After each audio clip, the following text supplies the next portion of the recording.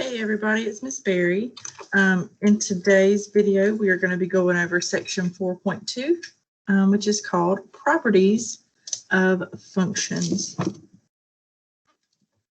So we're going to talk about lots of properties of function. The first thing we're going to, for properties of functions. The first thing we're going to mention is we'll talk about symmetry, and then we will talk about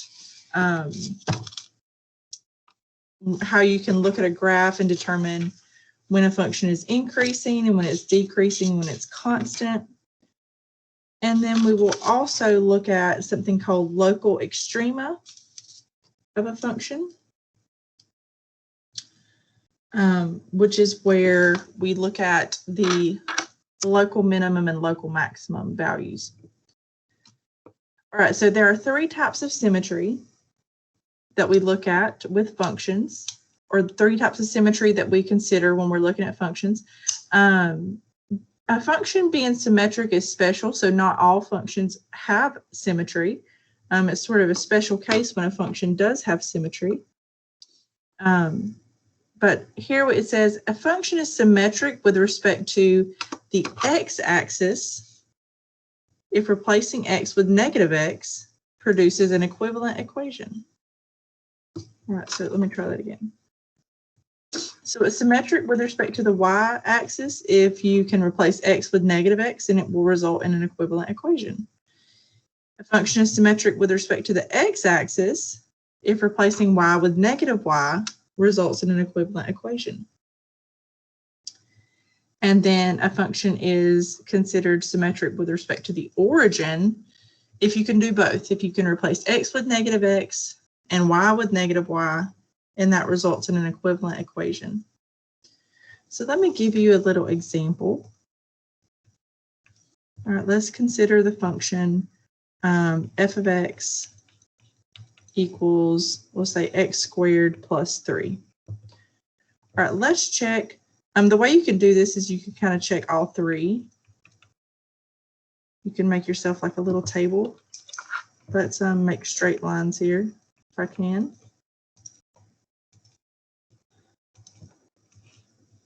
So we'll check the y-axis.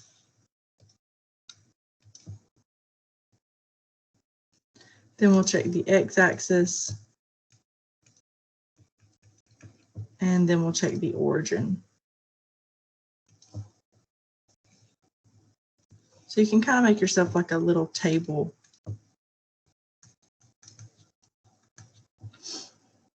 All right, so let me show you how we check these. We just do exactly what we've described up here in the beginning. It says it's considered symmetric with respect to the y-axis if we can replace x with negative x and get an equivalent equation. All right, so we're going to go in here, and everywhere there's an x, we're going to replace it with negative x. All right, so f of negative x equals negative x squared plus 3. All right, so let's consider, what is negative x? What's negative x times negative x? A negative times a negative is going to be a positive, right? So that's going to be positive x squared plus 3. Now that is equivalent to our original equation here. So we would say that this function, f of x, is symmetric with respect to the y-axis. So f is symmetric. And then we have a little abbreviation for with respect to. So we say WRT, saves us some writing. F is symmetric with respect to the y-axis. All right, so now let's check the x-axis. Let's use a different color. All right, so to check the x-axis, we replace y with negative y. Well, we're in function notation here, so we'll need to change f of x to y. We know f of x and y are the same thing. All right, so let's replace y with negative y. X squared plus 3 stays the same. All right, so we got a negative y here. We could get rid of this negative if you wanted to by dividing everything by negative 1. That would give us y equals negative x squared minus 3. That is not equivalent to our original equation. So we would say F is not symmetric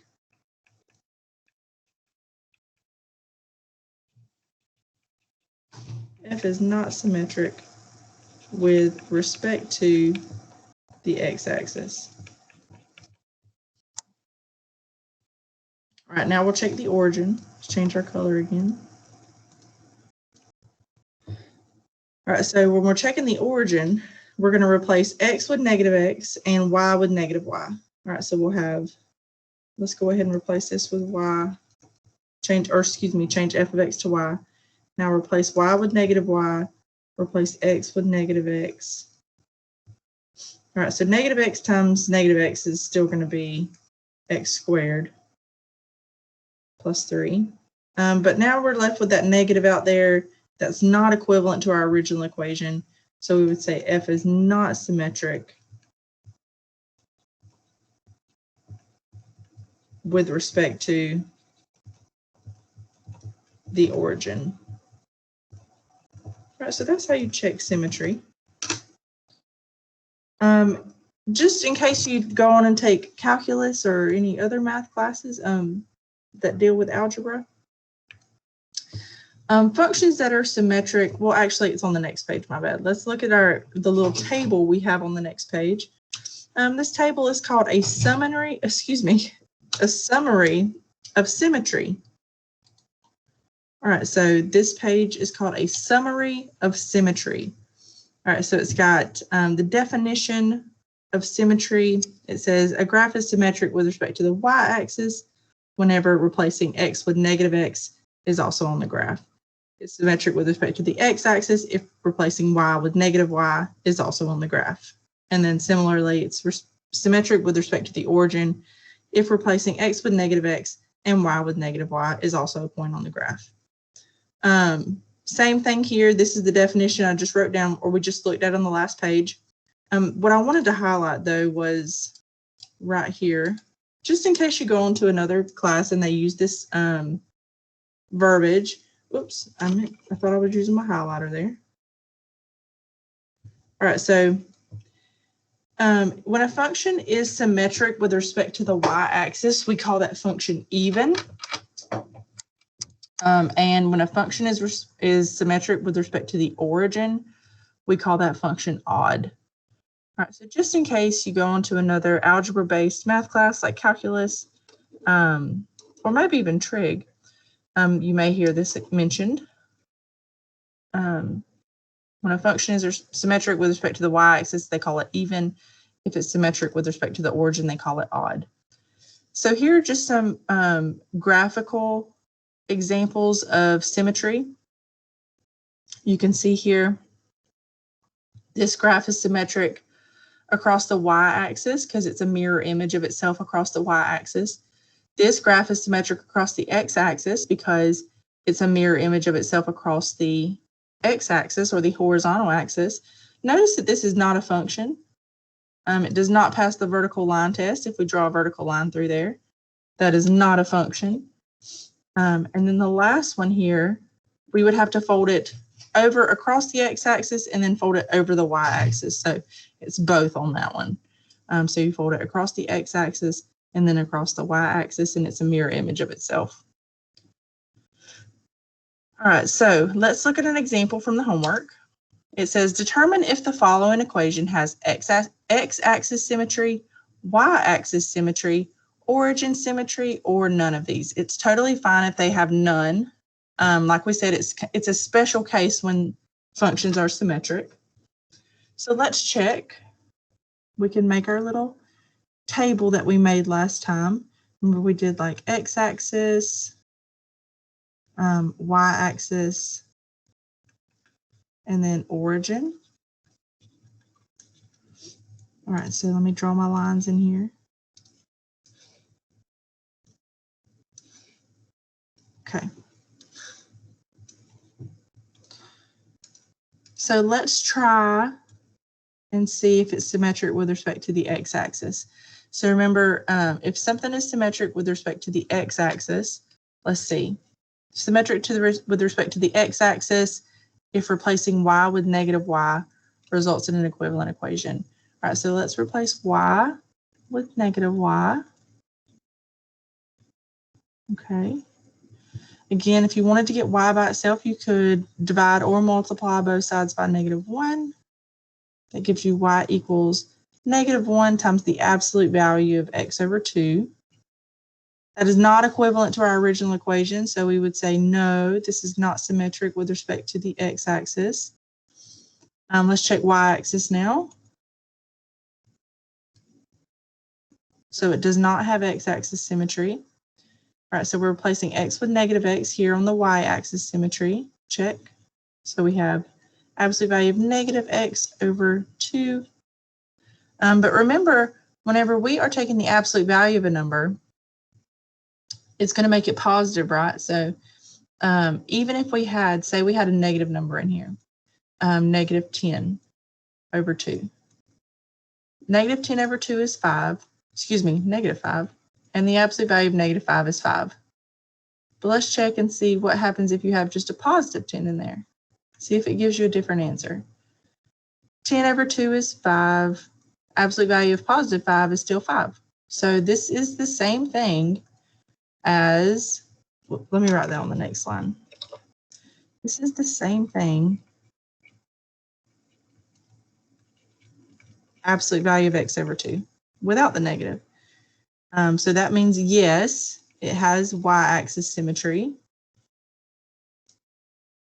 All right, so I'm just going to erase what I wrote up here so I can circle my answer. So it definitely has y-axis symmetry. Last one we got to check is origin symmetry. All right, so we're replacing y with negative y and x with negative x.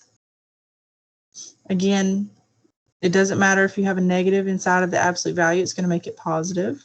So that's the same. But again, we just have this negative out here that is not the same as our original equation. So it does not have origin symmetry. So the only one that it has here is y-axis symmetry. All right, so let's look at what we call increasing, decreasing constant. So on these problems, you are going to be given a graph, and you are going to determine the intervals on which this function is increasing, decreasing, and constant. All right, so things to remember. You always read graphs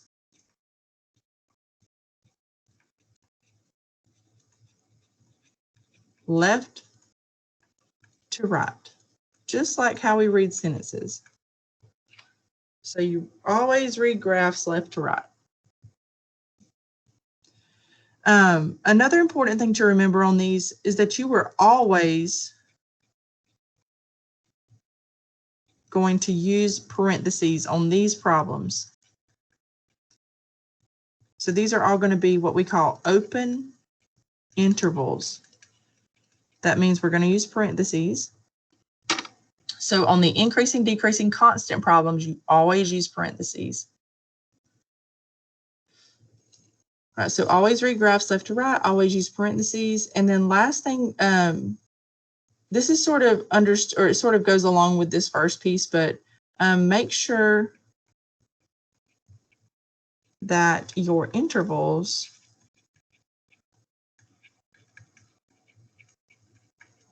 go in the correct order, which is to say, make sure they go from smallest to biggest. So I got little parentheses on the outside, and make sure they go smallest to biggest. I can't write today. My brain and my hand are not communicating.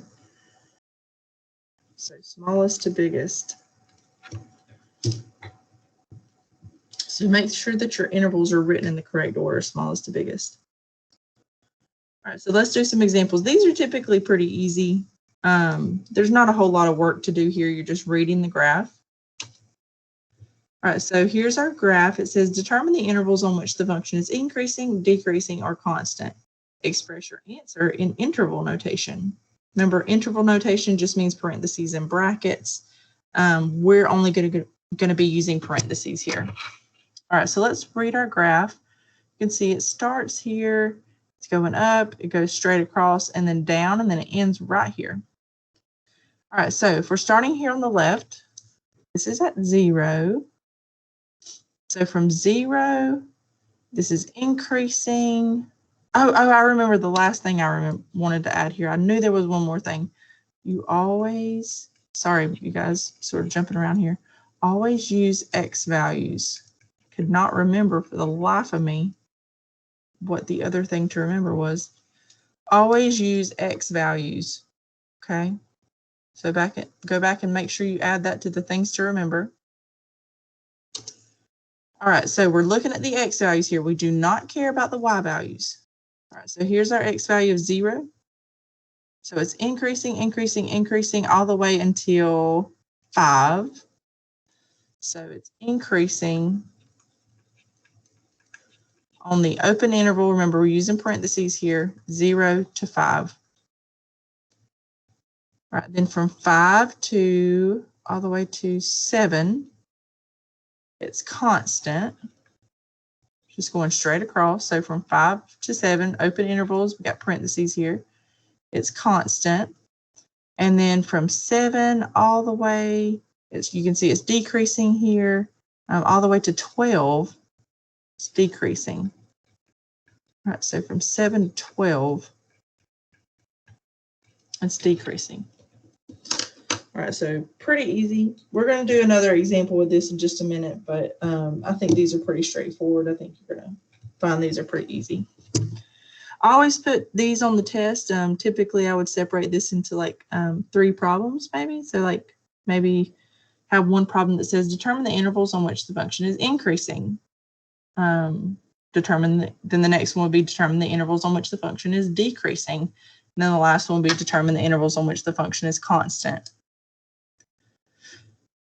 All right, so let's look at our last topic. Well, actually, it's our next to last topic, which is local extrema. There are 2 types of local extrema.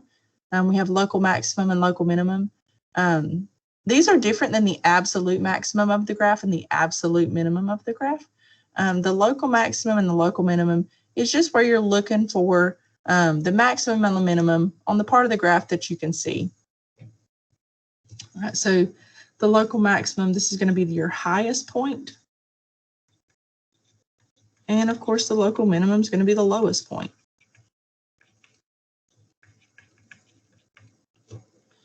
And again, we're just looking at the part of the graph that we can see.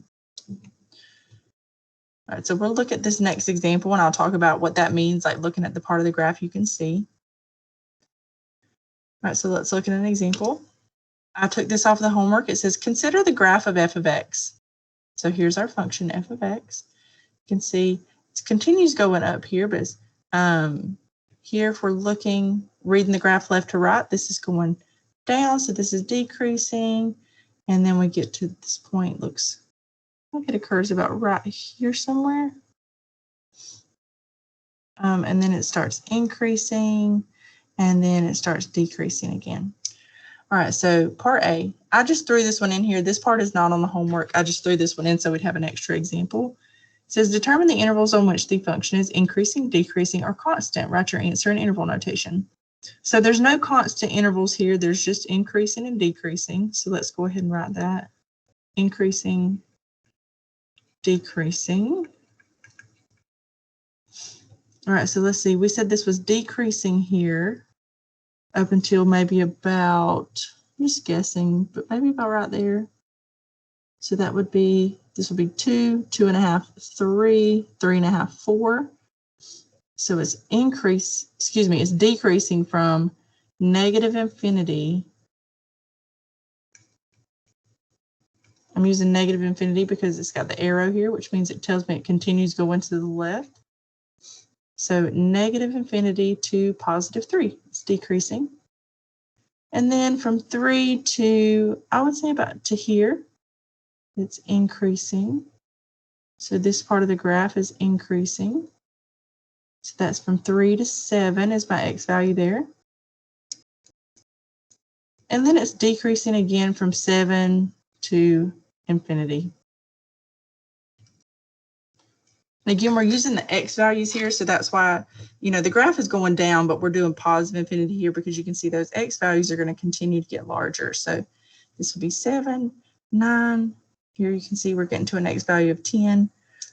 So our x values are continuing to go up, even though our function value, our y value, is going down. Whoops, didn't mean to hit that. There we go.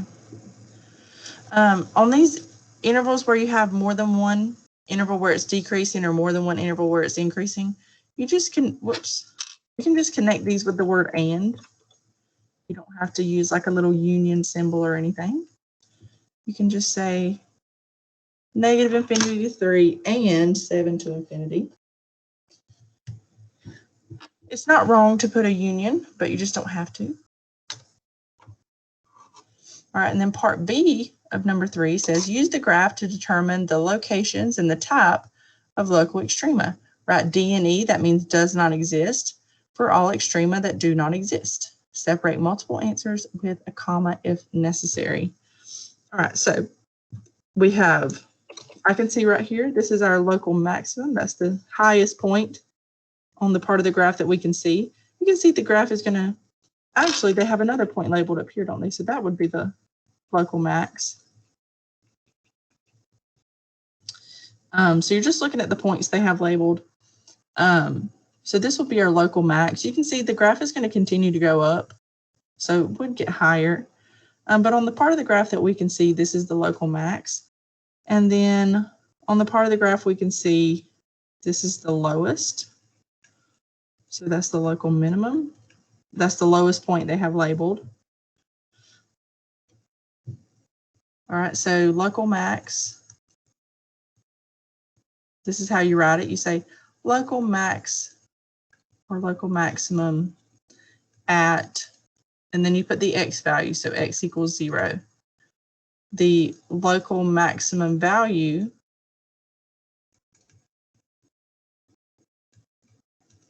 is, and then you put the y value. So there is a local maximum at x equals 0. The local maximum value is, and then you put the y value. All right. We can say, if you want to write a complete sentence, there is a local minimum at, and then you put the x value, so x equals 9. The local minimum value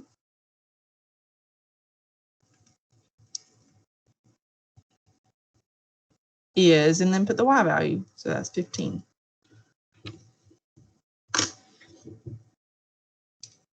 All right, so local maximum is up here, local minimum down here.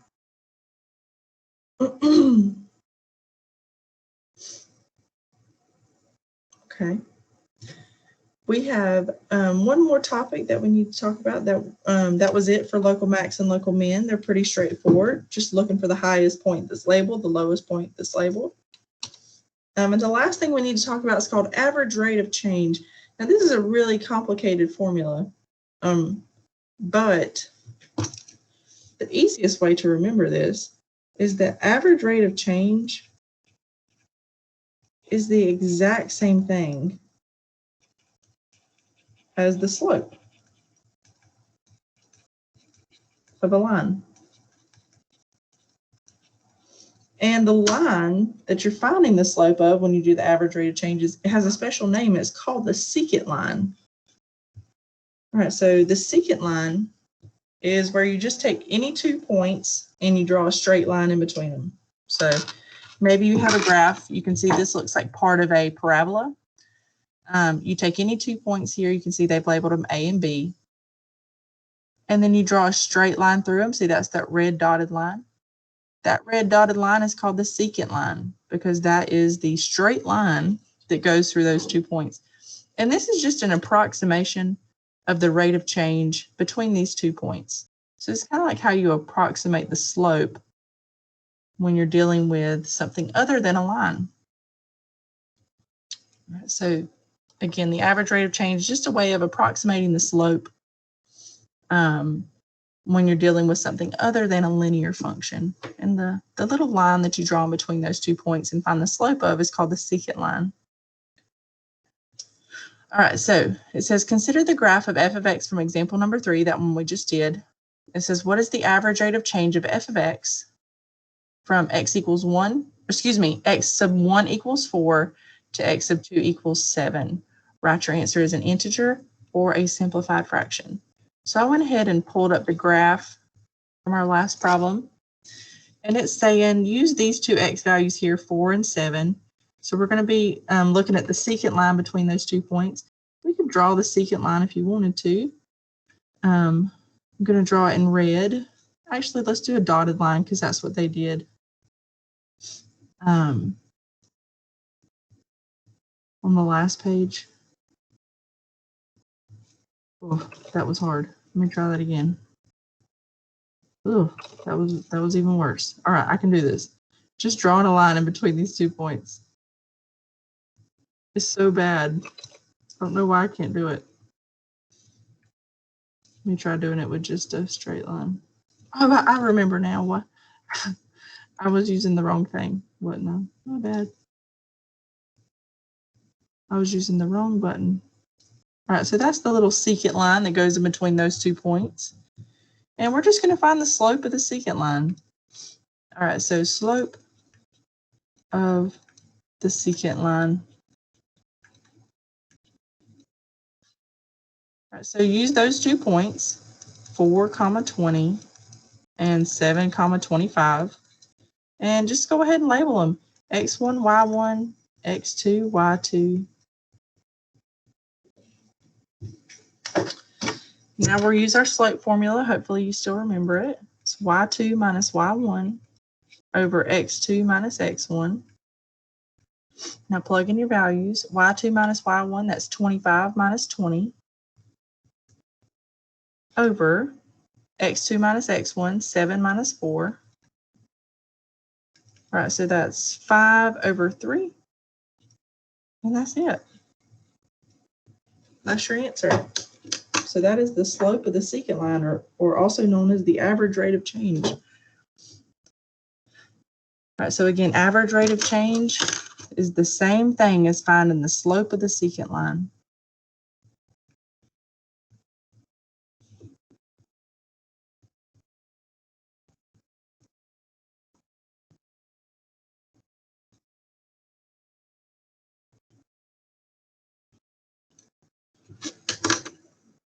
All right, so all you do is just connect those 2 points and then find the slope of the line that goes in between those 2 points. And that line has a special name. It's called the secant line. All right, you guys, so that is everything for section 4.2. If you have any questions over this section, you can let me know. Otherwise, I will see you guys soon.